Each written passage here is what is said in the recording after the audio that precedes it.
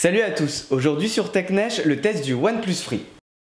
Le OnePlus Free est le successeur du OnePlus 2 que j'avais déjà testé et qui était un excellent rapport qualité-prix, mais qui n'était pas le flagship killer comme le prétendait OnePlus. Est-ce que ce OnePlus Free est enfin le flagship killer qu'on attendait? Le test tout de suite sur TechNesh.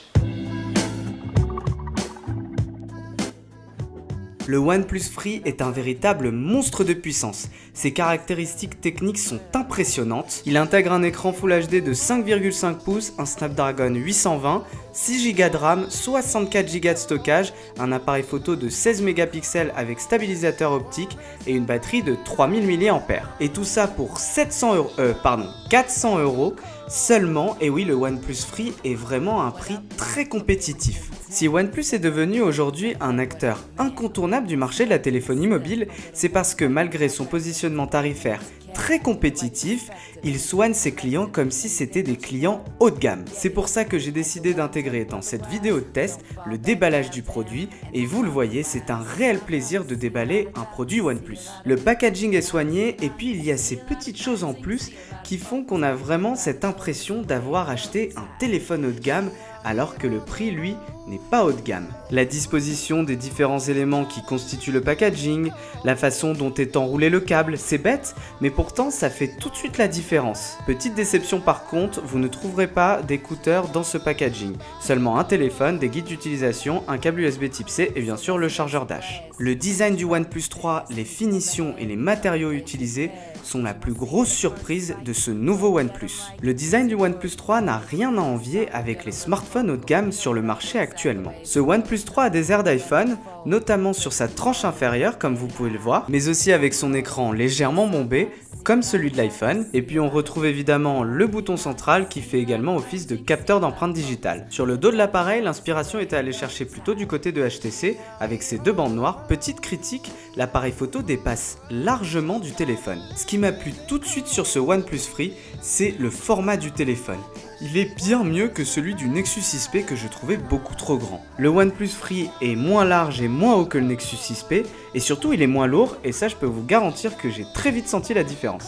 Le OnePlus Free n'a pas que des points positifs, à commencer par l'écran qui est moins bon que les hauts de gamme actuels et même que mon Nexus 6P. Il n'est pas assez lumineux, les couleurs manquent de justesse et surtout les textes peuvent parfois apparaître légèrement flous. L'écran n'est pas mauvais, hein, on est d'accord, mais c'est juste qu'il n'est pas au niveau des S7, S7 Edge ou encore Nexus 6P ou LG G5 qui sont eux bien meilleurs sur ce terrain. J'ai trouvé qu'au niveau son par contre le OnePlus 3 était bien meilleur que le OnePlus 2, mais il n'atteint pas malheureusement le Nexus 6P qui lui a des haut-parleurs stéréo. Au rayon des grosses surprises, c'est le lecteur d'empreintes digitales qui est impressionnant par sa rapidité et sa justesse. Niveau interface, je vais pas m'étaler sur le sujet et pour deux raisons.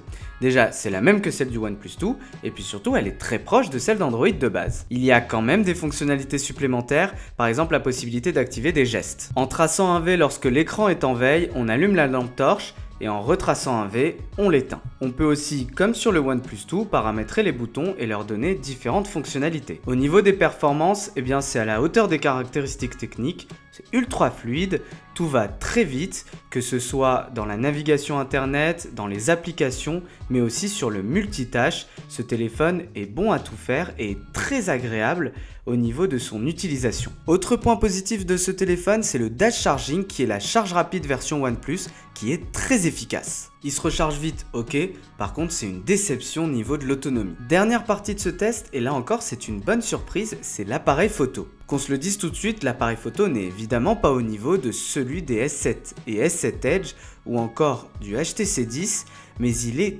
très bon, surtout quand on le compare au précédent OnePlus. La prise de photo est quasi instantanée et la partie vidéo est de bonne qualité. Le résultat est très correct et fera le bonheur de la plupart d'entre vous si vous ne cherchez pas évidemment le meilleur photophone du marché. Le OnePlus Free est une excellente surprise, je ne m'attendais pas à recevoir un téléphone d'une telle qualité. Ce smartphone est le plus abouti de chez OnePlus et corrige tous les défauts de ses aînés. Malheureusement, l'argument du flagship killer est un argument purement marketing avancé par OnePlus. Le OnePlus 3 ne fait pas aussi bien que les flagship killers de cette année et notamment que le S7 et S7 Edge sur la partie écran, autonomie ou sur la photo. Mais le OnePlus 3 est le meilleur rapport qualité-prix de cette année. Il n'a aucun concurrent sur son segment de prix avec une telle qualité.